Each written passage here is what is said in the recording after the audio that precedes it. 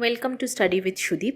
WBPSC food SI পরীক্ষার top 30 MCQ সিরিজের আজকে তৃতীয় ভিডিওতে আমরা দেখে নেব ইন্ডিয়ান কনস্টিটিউশন অ্যান্ড পলিটি, অর্থাৎ ভারতীয় সংবিধান থেকে 30টি প্রশ্ন। এর আগের দুটি ভিডিওতে আমরা হিস্ট্রি আর জিওগ্রাফি থেকে 30টি করে প্রশ্ন করেছি। সেই ভিডিওগুলো যদি আপনারা এখনও না দেখে থাকেন তাহলে ডেসক্রিপশন বক্সের লিঙ্কে গিয়ে অবশ্যই দেখে নিন। আর আমাদের টেলিগ্রাম চ্যানেল যারা এখনও জয়েন করেননি তাদেরকেও অনুরোধ করছি চ্যানেলটি অবশ্যই জয়েন করতে। শুরু করছি আজকের 30টি প্রশ্ন পলিটি অ্যান্ড ইন্ডিয়ান কনস্টিটিউশন থেকে। প্রথম প্রশ্ন, the constitutional position of president of India is most closely similar to.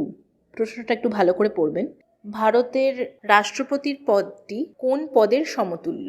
British monarch, US president, Russian president নাকি ব্রিটিশ প্রাইম মিনিস্টার? সঠিক উত্তর হলো অপশন এ, ব্রিটিশ মনার্ক। দ্বিতীয় প্রশ্ন, the ultimate sovereignty in the Indian polity rests with which among the following? Parliament, council of ministers, higher judiciary না people of India? Correct answer option D, people of India. এবং এটা people of India কেন হচ্ছে? কারণ প্রিঅ্যাম্বলের প্রথম লাইনটাই আছে, আমরা জানি, we the people of India. Therefore, the preamble signifies that the ultimate sovereignty resides with the people of India. 3 নম্বর প্রশ্ন দেখছি। Which among the following authorities can remove the UPSC chairman? UPSC চেয়ারম্যানকে তার পদ থেকে কে বা কোন অথরিটি সরাতে পারেন? President of India, supreme court, prime minister নাকি ইউপিএসসি বোর্ড? সঠিক উত্তর হলো option A, president. The President of India is empowered to remove the chairman or any other member of Union Public Service Commission from the office. একমাত্র দেশের রাষ্ট্রপতি UPSC চেয়ারম্যানকে তার পদ থেকে সরাতে পারেন। পরের প্রশ্ন, Who decides the disputes arising out of the election of president in India? রাষ্ট্রপতির নির্বাচন সংক্রান্ত যে কোনো বিষয়ে কার কথাই শেষ কথা? সঠিক উত্তর হলো supreme court, option B. Article নাম্বারটাও এটা আমাদের একটু মনে রাখতে হবে। Article 71 of the Constitution says that all doubts and disputes arising out of or in connection with the election of a president or vice president, মানে রাষ্ট্রপতি উপরাষ্ট্রপতি দুজনেরই, shall be inquired into and decided by the Supreme Court. দেখে নিচ্ছি 5 নম্বর প্রশ্ন। Who among the following recommends distribution of taxes between the union and the state government? Finance Minister, Finance Commission, Reserve Bank of India na Prime Minister? Correct answer option B, Finance Commission. Question number 6, what can be the maximum strength of Lok Sabha in India? মানে এটা at present, অবশ্যই এটা জনসংখ্যার নিরিখে হয় যেহেতু। সঠিক উত্তর হলো option C, 552. The maximum strength of Lok Sabha is 552, of which 530 are elected from states, 20 are elected from union territories and 2 were nominated by president and from the Anglo-Indian community. পরের প্রশ্ন, which part of the Indian constitution deals with trade, commerce and intercourse within the territories of India? আমাদের পার্টগুলো একদম মুখস্থ থাকতে হবে। Correct answer option B, part 13, Articles 301 to 307. Who among the following is responsible for devising the best ways to utilize available resources of the states? রাজ্যের সম্পদগুলো কিভাবে utilise করা হবে সেটা কে ঠিক করে দেবে? National development council, state legislature, zonal council নাকি inter state council? সঠিক উত্তর হলো জোনাল কাউন্সিল। পরের প্রশ্ন, appeals in Supreme Court regarding constitution, civil and criminal matters come under which kind of jurisdiction? আমরা জানি কয়েক ধরনের jurisdiction হয়, অরিজিনাল, অ্যাপিলেট, অ্যাডভাইজারি। এগুলোর মধ্যে কনস্টিটিউশন, সিভিল অ্যান্ড ক্রিমিনাল ম্যাটার্সে সুপ্রিম কোর্টের কোন jurisdiction কাজে লাগে? সঠিক উত্তর হলো অপশন এ, অ্যাপিলেট jurisdiction. পরের প্রশ্ন দেখে নেব, which among the following fundamental rights has been most controversial? নিচের কোন মৌলিক অধিকারটি সবচেয়ে controversial? Right to freedom, right to property, right to freedom of religion না right to cultural and educational rights? উত্তর হলো option B, right to property. 11 নম্বর প্রশ্ন, by which amendment of the constitution the fundamental duties of the citizens were added? মৌলিক কর্তব্যগুলো কোন সাংবিধানিক সংশোধনের মাধ্যমে ইন্ডিয়ান কনস্টিটিউশনে অ্যাড করা হয়? এটার উত্তর আমরা সবাই জানি মোটামুটি। সঠিক উত্তর হলো 42nd বা 42তম সাংবিধানিক সংশোধনের মাধ্যমে মৌলিক কর্তব্যগুলো অ্যাড করা হয়। পরের প্রশ্ন, which of the following is the aim of the Panchayati Raj? Rural employment, decentralization of power, political awareness among village people, giving training to villagers for fighting elections. বেশ অনেকক্ষণ পরে আমরা একটা প্রপার কনসেপচুয়াল নলেজের প্রশ্ন পেলাম। পঞ্চায়েতি রাজের অ্যাকচুয়াল কাজটা কি? সঠিক উত্তর হলো option B, decentralization of power. Panchayati রাজের কাজ রুরাল এমপ্লয়মেন্ট দেওয়া নয় ঠিক, এবং গ্রামবাসীকে ইলেকশন লড়তে শেখানোটাও পঞ্চায়েতি রাজের কাজ নয় অবভিয়াসলি। তো সঠিক উত্তর হলো ডিসেন্ট্রালাইজেশন অফ পাওয়ার বা ত্রিস্তরীয় পঞ্চায়েতের মাধ্যমে ক্ষমতার বিকেন্দ্রীকরণ। পরের প্রশ্ন দেখে নেব। 13 নম্বর প্রশ্ন, the speaker of the lower house of a state can step down by submitting his resignation to which of the following authorities? অর্থাৎ লোকসভার, লোয়ার হাউস মানে লোকসভা, লোকসভার স্পিকার তার রেজিগনেশন কার কাছে সাবমিট করবেন? Chief minister, governor, deputy speaker of the house না president? সঠিক উত্তর deputy speaker of the house. Speaker নিজের রেজিগনেশন ডেপুটি স্পিকারকে জমা দিতে পারেন, কিন্তু স্পিকারকে যদি রিমুভ করতে হয় from his or her position, সেটা can be done only by a resolution of the house passed by a majority of all the then members of the house. দেখে নেব পরের প্রশ্ন, 14 নম্বর প্রশ্ন, no money bill can be introduced in the legislative assembly without the recommendations of which of the following authorities? Money bill introduce করার জন্য কার কার recommendation লাগবে? Speaker, governor, chief minister না finance minister? সঠিক উত্তর অপশন বি, গভর্নর। 15 নম্বর প্রশ্ন দেখে নিই, who of the following is called as the leader of Lok Sabha? লোকসভার লিডার কাকে বলা হয়? Speaker, president, prime minister, deputy speaker? তাড়াহুড়ো করে এখানে উত্তর করতে গেলে অনেকেই ভুল করে স্পিকার উত্তর করে ফেলতে পারেন, সেই জন্যই প্রশ্নটা দেওয়া আছে। লিডার অফ লোকসভা যখন বলা হচ্ছে তার মানে নিশ্চয়ই leader of the majority party অর্থাৎ প্রাইম মিনিস্টারকেই বলা হবে। সুতরাং সঠিক উত্তর হলো অপশন সি, প্রাইম মিনিস্টার। পরের প্রশ্ন দেখে নিই, who can pass resolution for constituting a new all India service? The parliament, Lok Sabha, Rajya Sabha না প্রেসিডেন্ট? আনসার হলো রাজ্যসভা।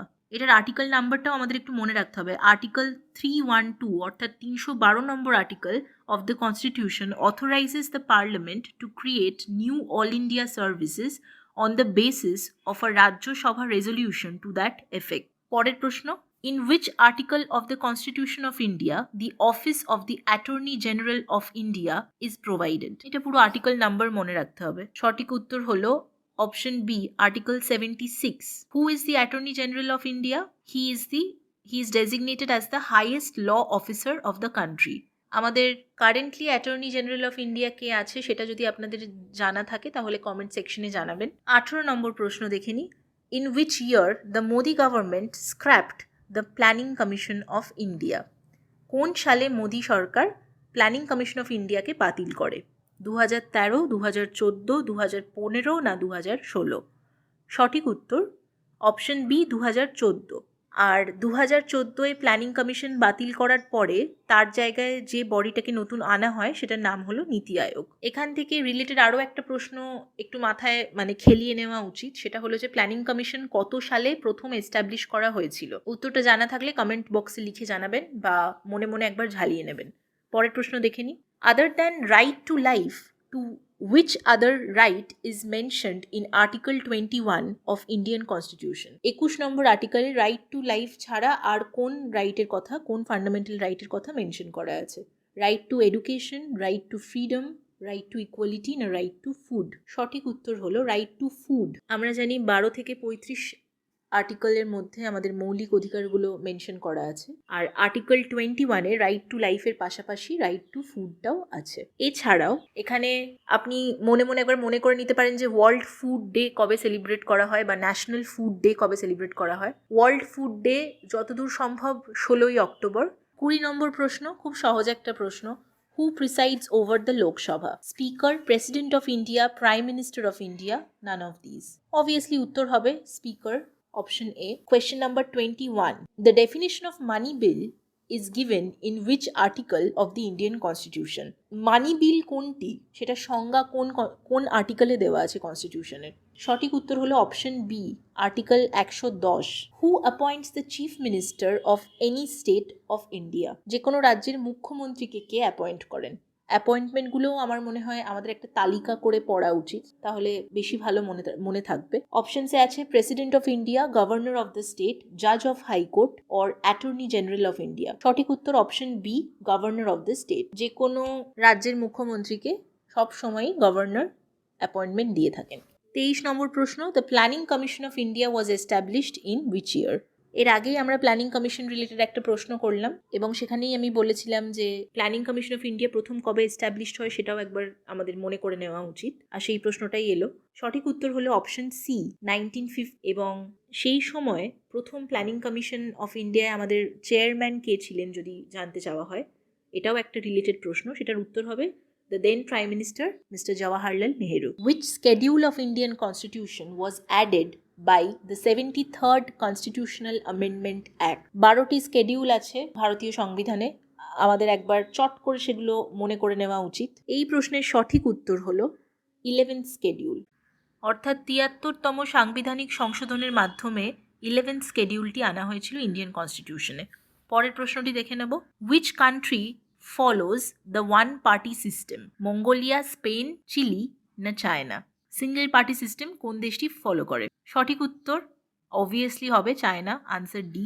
একটা জিনিস খেয়াল রাখতে পারেন যে কোনো সিঙ্গেল পার্টি সিস্টেম যে স্টেটই ফলো করে থাকুক, মানে যে নেশনই ফলো করে থাকুক না কেন, তারা মোস্টলি মার্কসিজম বা লেনিনিজমের আইডিওলজি ফলো করে থাকে। পরের প্রশ্ন দেখে নিই। When did the constituent assembly adopt the national anthem? ডেটটা আমাদের মনে রাখতে হবে। কারেক্ট আনসার হলো অপশন সি, 24 জানুয়ারি 1950। 27 নম্বর প্রশ্ন, which of the following articles deal with the improvement of public health under the directive principles of state policy in the Indian Constitution? DPSP থেকে একটা প্রশ্ন আসলো। সঠিক উত্তর হলো option C, article 47। Public health আসে আর্টিকেল 47 এর আন্ডারে। Article 32 belongs to which part of the constitution? আমরা জানি 12 থেকে 35-এ আমাদের ফান্ডামেন্টাল রাইটস বা মৌলিক অধিকারগুলো আছে, তো আর্টিকেল 32 পার্ট 3 এর আন্ডারে আসবে, অপশন সি। এছাড়াও আমরা একটু দেখে নিই যে আর্টিকেল 32 এক্স্যাক্টলি কি বলছে। Article 32 is for the enforcement of fundamental rights. Under article 32 the parliament can also entrust any other court two exercise the power of the supreme court provided that it is within its jurisdiction. তাহলে প্রশ্নটি এইভাবেও আসতে পারে যে which article provides for the enforcement of the fundamental rights? Fundamental rights 12 থেকে 35-এর মধ্যে আমরা জানি, সেটা আর্টিকেল 12 থেকে 35-এর মধ্যে, কিন্তু which article provides for the enforcement of the fundamental rights? প্রশ্নটা এইভাবে ঘুরিয়েও আসতে পারে, তখনও আনসার কিন্তু হবে আর্টিকেল 32। দেখে নেব 29 নম্বর প্রশ্ন, which of the following constitutional amendments provides for the right to education? এটাও একটা খুব ইম্পর্ট্যান্ট কোয়েশ্চেন। কততম সাংবিধানিক সংশোধনের মাধ্যমে রাইট টু এডুকেশন আনা হয়েছিল? সঠিক উত্তর হবে 86th অ্যামেন্ডমেন্ট, যেটা 2002 সালে এসেছিল। সেখানে রাইট টু এডুকেশনটাকে ফান্ডামেন্টাল রাইট হিসেবে পার্ট 3-তে দেওয়া হয়েছিল। আর আজকে শেষ প্রশ্ন, in the Indian constitution to the section on citizenship ড্রজ inspiration from which countries constitution? France, USA, Australia না ইউকে? সিটিজেনশিপের আইডিয়াটা আমরা কোন দেশের কনস্টিটিউশন থেকে ধার নিয়েছি? সঠিক উত্তর হলো অপশন ডি, ইউকে। আশা করি আজকের আমাদের এই সেশনটা আপনাদের জন্য যথেষ্ট সাহায্য করবে আপনাদের প্রিপারেশন এবং পড়ার ক্ষেত্রে। যদি ভালো লেগে থাকে তাহলে অবশ্যই একটা লাইক করবেন এবং চ্যানেলটি সাবস্ক্রাইব করুন। টপ এমসিকিউ ম্যারাথন সিরিজের আরও কয়েকটি ভিডিও আসতে চলেছে এবং তারপরে ইচ্ছা আছে অন্যান্য স্টেট পিএসসিগুলোর কিছু পিওয়াইকিউ থেকেও কয়েকটা প্র্যাকটিস সেট তৈরি করার আপনাদের জন্য। আর খুব শীঘ্রই শুরু হতে চলেছে আমাদের আরও একটি নতুন সিরিজ, নিউজ লেটার সিরিজ নামে, যেখানে আমরা জেনারেল নলেজ এবং কারেন্ট অ্যাফেয়ার্স, যেটা একটা খুব ভাস্ট এরিয়া, সেখান থেকে চেষ্টা করব কিছু উইকলি কিছু টপিকস তুলে সেখান থেকে কিছু প্রেজেন্ট করার চেষ্টা করব আমাদের মতন করে। আশা করি আপনাদের ভালো লাগবে। আর এই বলেই আজকের ভিডিওটি এখানেই শেষ করলাম। সবাই ভালো থাকবেন, সুস্থ থাকবেন আর পড়াশোনাটা অবশ্যই মন দিয়ে চালিয়ে যাবেন। সকলকে ধন্যবাদ।